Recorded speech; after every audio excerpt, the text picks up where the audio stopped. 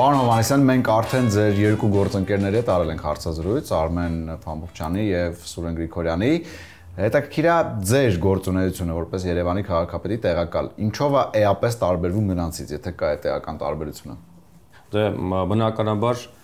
ես կարծում եմ կա տարբերություն, որովհետեւ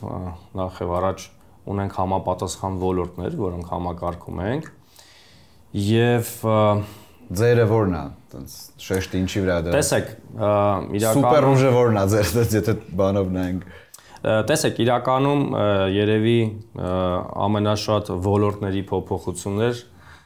տեղի ունեցել ինձ հետ, որովհետև ես 2021 թվականի դեկտեմբերից եմ նշանակվել եւ այս ընթացքում հասցրել եմ տարբեր ոլորտներ համակարգել, ինչը նաեւ ես կարծում եմ ինձ շատ դրական փորձ է տվել։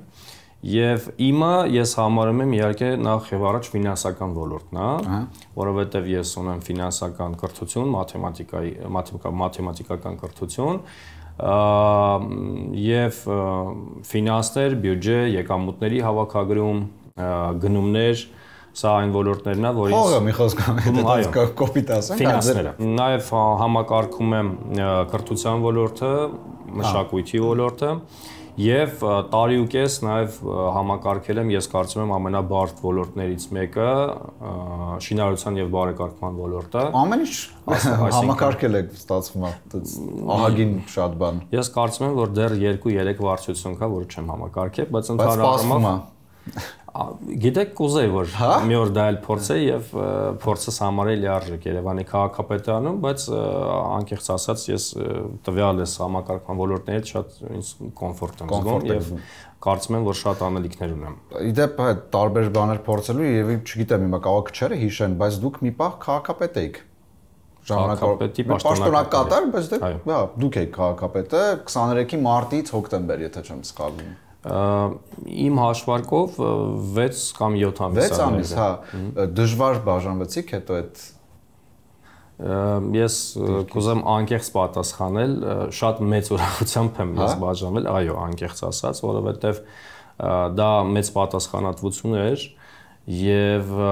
բավականի բարդ ժամանակահատված էր, նախընտրական ժամանակահատվածներ, ես կարծում եմ, որ ցանկացած քաղաքապետի համար, հալենի քաղաքապետ, քաղաքապետի պաշտոնակատար, նախընտրական վերջին 6 ամիսները ամենակարևորն են եւ սուր են քննադատության տեսանկյունից եւ առհասարակ աշխատանքի տեսանկյունից եւ բավականին լարված ժամանակահատված էր ինձ համար։ Եվ կարող եմ ասել, որ կարծում եմ, որ հիմա վերհիշելով մեծ ուրախությամբ եմ ես անցել դեպի փոխքաղաքապետի աշխատանքի, որը ինձ համար շատ ավելի սովոր է։ Կապված ձեր աշխատանքային միջավայրի հետ աչք ծակում, որ շատ տարբեր սիմվոլիկ բաներ կան, որոնք Ֆրանսիայի հետ են կապված։ Լիոն քաղաքից տեղ տեսնում ենք Էֆելյան աշտարակը, կախած ինչ է այդ սերտ կապերը ու ինչ է Երևանը միշտ համեմատվում հիմնականում որ ֆրանսիական քաղաքների հետ։ Ինչն է մեզ կապում այդքան։ Դե նախ եւ առաջ ես կարծում եմ սա մեր երկու ժողովուրդների կապն է եւ որ իր հերթին բերում է նաեւ քաղաքական ամուր կապի պետությունների միջև եւ իհարկե թիմ մարմինների մասով, այսինքն հենց քաղաքների իր մեջ համագործակցում են շատ ինտենսիվ Եվ Լիոն քաղաքը նաև մեր քույր քաղաքն է եւ կարծում եմ որ մեր գործընկեր քաղաքներից ամենամտերիմն է եւ մենք վերջերս նոր երամյա պայմանագիր կնքեցինք Լիոն քաղաքի եւ Լիոնի մետրոպոլիայի հետ։ Ես կենցաղային եմ ուզում ավելի հարցնել Լիոնն ու Երևանը ընդհանրապես կապ ունեն զուտ որպես այցելու եթե նայեք ինչ նմանություն կա այլ որ քույր քաղաքներ ենք Հավատացեք կան նմանություններ Օրինակ նախ նշեմ որ Երևանում մենք ունենք Լեոնի անվան այգի Երևանի վարչական շրջանում եւ ընդհանուր առումով ես կարծում եմ որ Լեոնի այսպես ասեմ հա մթնոլորտը միջավայրը որովհետեւ ցանկացած քաղաք ունի իր միջավայրը Լեոնը նույնպես ունի շատ ջերմ միջավայր շատ համեղ խոհանոց, ինքը համարվում է խոհանոցային մայրաքաղաքը Ֆրանսիայի եւ ես կարծում եմ ունի նաեւ շատ բարեհամբույր եւ հյուրասեր քաղաքացիներ, որոնք շատ ջերմ են նաև վերաբերվում հայերին։ Էլի ձեր աշխատանքային միջավայրի հետ կապված ես առաջին անգամ տեսնում, որ պաշտոնյայի սենյակում այսքան շատ փողկապ դրված լինի այն անկյունը, ինչ է դա կապված, անընդհատ փոխում եք, հավաքում եք փողկապներ, ինչ պատմություն է։ Կարելի է ասել, որ սիրում եմ փողկապեր, բայց նաև ունեմ մի հատկություն, որ եթե 2-3 փողկապին սովորում եմ, միշտ կապվում եմ այդ 2-3 փողկապը։ Բայց այդքան շատ ինչի համար են դրված։ Շատ տրամաբանական հարց եք տալիս, սա ինչ-որ որոշակի կոնֆլիկտ է առաջացնում, այսինքն ունեմ շատ փողկապեր, բայց նաև եթե սովորում եմ մի տեսակ ինչ-որ աքսեսուարի, սովորաբար միշտ դա եմ հագնում եւ դա, չգիտեմ, մանկությունից է գալի, այսինքն կար օրինակ սպորտային կոշիկի մի տեսակ, որը որ հենց մաշվում էր, գնում նույնն է առնում, հետո դա էր մաշվում, գնում էլի նույն մոդելից է առնում, այսինքն որոշակի տենց կոնստանտ բաներ ունեի, նախասիրություններ ունեի հագուստի մեջ, բայց փողկապերի մասով ես կարծում եմ, որ ինքը գեղեցիկ աքսեսուար է տղամարդու համար եւ սիրում եմ, հաճույքով եմ կրում։ Ինչ սկզբունքով եք կապում, օրինակ այսօր վատ տրամադրություն ունեմ այս գույնի, լավ տրամադրություն եմ ուրիշ, ոնց եք որոշում այդ օրը ինչ փողկապով եք լինելու։ Ճիշտ ասած նոր փողկապ էր եւ որոշեցի այո եւ որոշեցի այսօր այս հաղորդմանը առաջին անգամ կրել։ Սա շնորհավոր։ Շնորհակալություն, այնպես անկեղծ ասած ես հույսով եմ, որ սազում եմ։ Տեսեք, նոր փողկապ է, դեռ փորձված չեմ։ Ես այդքան մասնագետ չեմ ճիշտ ասած փող, բայց հա սազելը սազում է, իսկ ինչ որ գույնի փողկապ կամ ինչ որ նկարով, որ երբեք չեք կապի։ Ես չեմ սիրում դեղին կամ կանաչ գույների մեջ փողկապերը, մասնավորապես երևի կանաչ երանգների մեջ չեմ կրի։ Որ ասացիք կոնստանտ է, ինչ որ մի բանի սովորում եք, հետո չեք ուզում փոխեք, իսկ որոշումների մեջ եք այդպես, այսինքն որովհետև իմ կարծիքով կոմֆորտ զոնայից դուրս գալ չցանկանալ է, այսինքն թե մի բան լավ է, ինչի փորձես նորը։ Որոշումների մեջ կոմֆորտ զոնա։ Ես ընդհանրապես ջան կարծում եմ, որ այն տեսակի մարդը չեմ, որ սիրում է այդպես կոմֆորտ զոնայում եւ ինչ որ այսինքն ես ինիցիատիվն եմ ինքս իմ կարծիքով եւ նաեւ աշխատանքի մեջ եմ կարծում, որ բավականին հետեւողական եմ եւ սիրում եմ նոր փորձել նոր լուծումներ տալ։ Եվ այդ նոր լուծումներ տալը օրինակ երբ բանկային համակարգում էի աշխատում երկար տարիներ, մոտ 10 տարի, կային որոշակի գործողություններ ստանդարտ, որ ամեն օր մենք անում ենք, օրինակ պայմանագրեր ենք կնքում տարբեր բանկերի հետ, առևտրային եւ տվյալ բանկը որտեղ ես աշխատում էի, ուրիշ բանկի հետ բորսայի շուրջ, ֆինանսական ակտիվների շուրջ ինչ-որ գործարքեր անում եւ պետք էր անընդհատ ներմուծել տվյալ բանկի գործադիր ղեկավարի անուն անվանումը, հասցեն, պայմանագրի արժեքը, հետո այդ պայմանագրի արժեքը թվերով բացված, այսինքն մեծությունը ինչքան է դրամով, դոլարով, հետո այդ տարերով բան, եւ այդ ամեն ինչը ձեռքով աշխատանք էր։ Եվ այնքան ձանձրել էր ինձ համար այդ աշխատանքը, որ ես որոշեցի ավտոմատացնեմ դա, եւ բնականա նախնական ժամանակահատվածում միշտ քննադատության ես հանդիպում, որ մի քանի անգամ սխալ էր այդ բանաձևերը Excel-ի աշխատել, որ հիմա այ որ ձեռքով մուտք անելուց լինեի չէր սխալվի, բայց հետո բոլորը տենց տեսան, որ տենց շատ ավելի հարմար է, որովհետեւ ես շատ ավելի արագ եմ անում։ Նաեւ կա այսպիսի կոնցեպտ, որ ասում են ալարկոտ մարդիկ են ուզում ավտոմատացնեն եւ ինչ-որ մի գործընթացը կարճ ավելի սարքեն, որպեսզի ավելի ազատ ժամանակ ստանան։ Ես ինձ ալարկոտ մարդ չեմ համարում, ուղղակի տենց եթե տեսնում եմ, որ կա ավելի արդյունավետ ինչ-որ միջոց, հա, որը ավելի էֆեկտիվ կկարողանա քո գործի մեջ,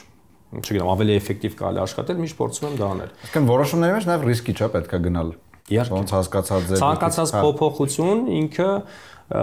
սխալվելու հնարավորությունների մեջ պարունակում, բայց դա նորմալ է։ Թեյի հետ կապված իդեպ մենք դեռ նկարահանումը չսկսած դուք եկաք ասացիք թեյ շատ եք սիրում ես հոտաբույսերով թեյը, ինչ որ բանով օգնում է ձեզ նաև։ Ես նախկինում սուրճ էի խմում, չնայած սուրճ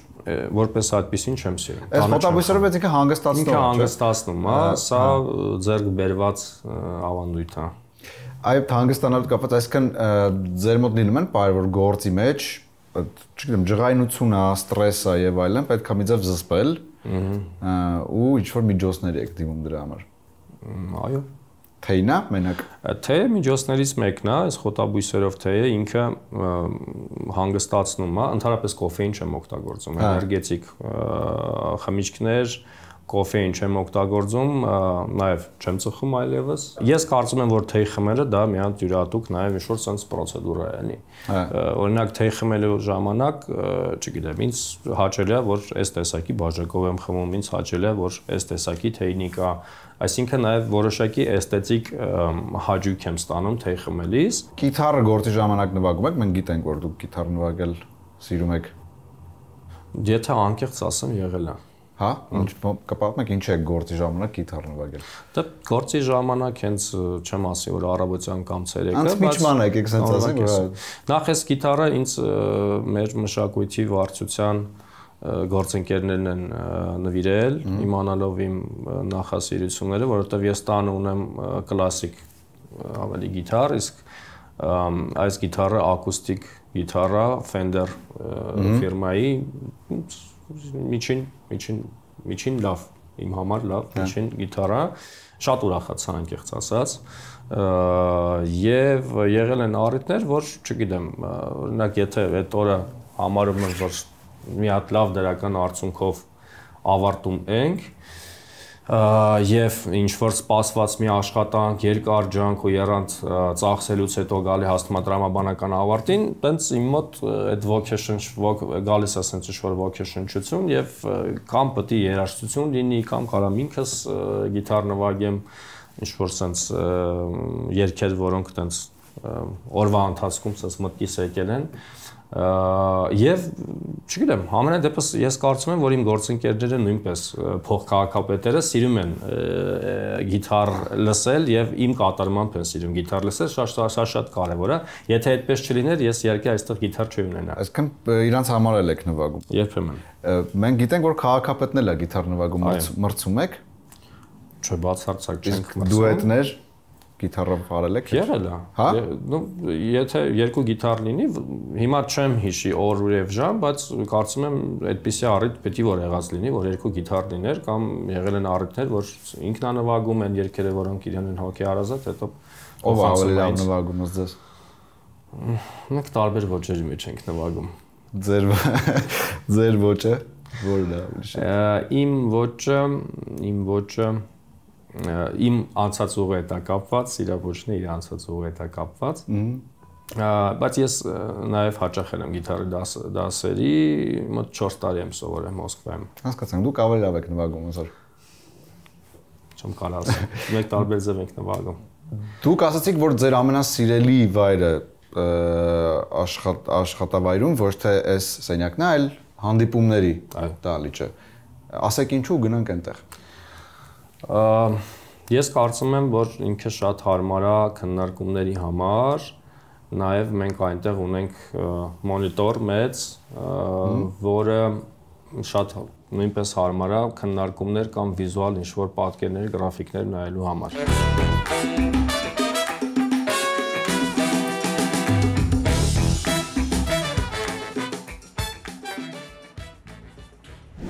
Պարոն Հովհաննիսյան, այս նորամուծություն է ինչ-որ, հա, ոնց հասկացա ձեր աշխատանքի մեջ ու ընդհանրապես Երևանի քաղաքապետարանում ինչ է մոտավորապես իրենց ներկայացնում ես։ Սա Տիգրան Ավինյանի առաջարկությամբ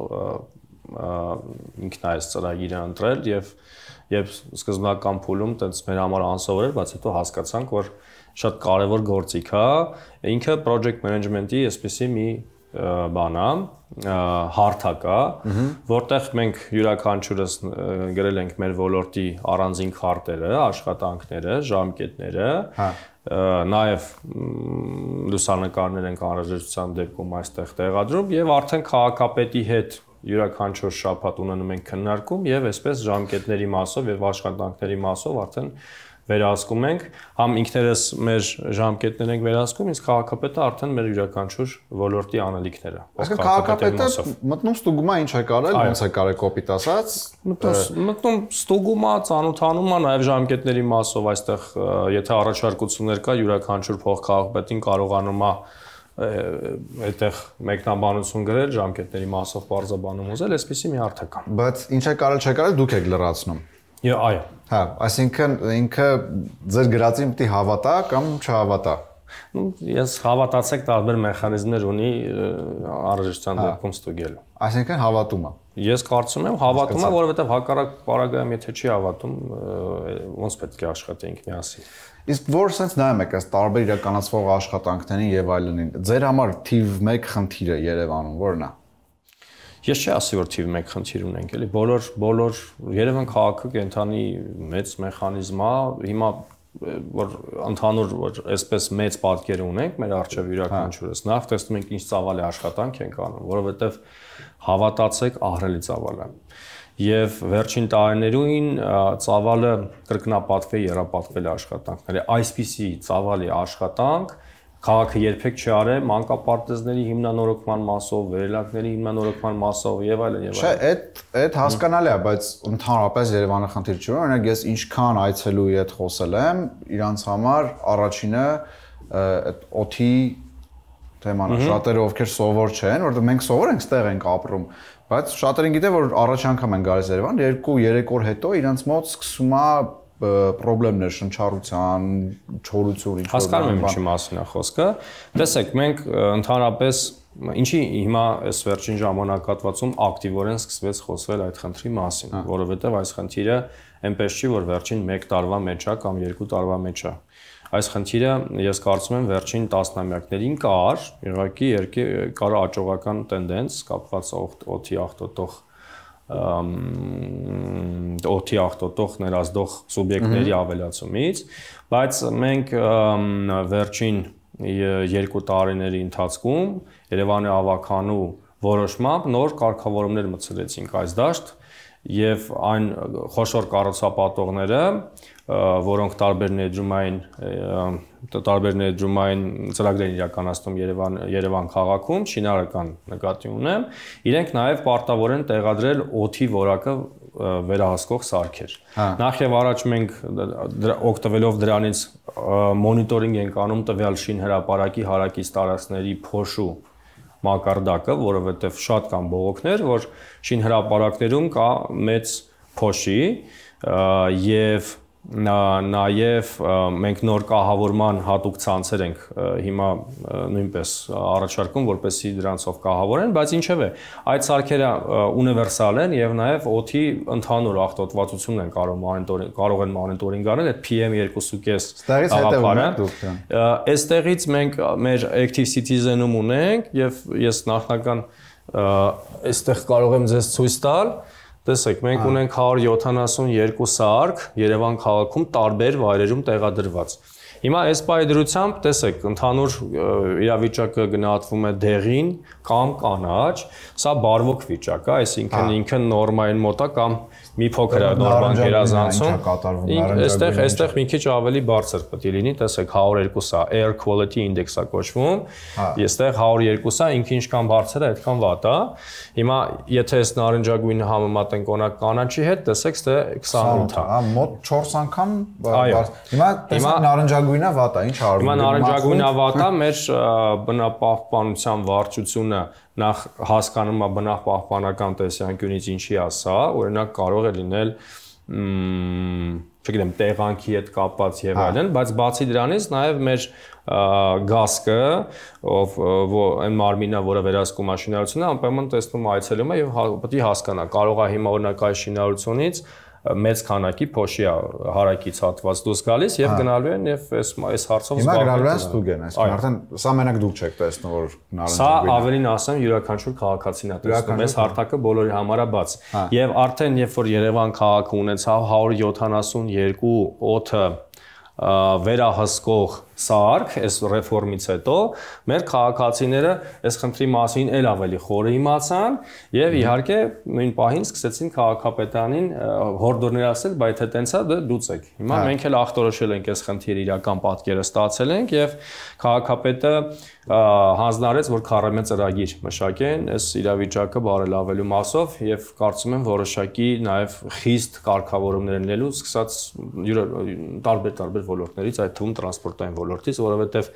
զմռան ամիսներին այսպիսի պատկեր չի, զմռան ամիսներին ավելի շատ ունում ենք դեղին եւ կարմիր կետիկներ, այսինքն իրոք օդի որակի հետ կապված խնդիր ենք ունենում։ Մենք հասկացանք ձեր աշխատանքային, գործունեության մոտավոր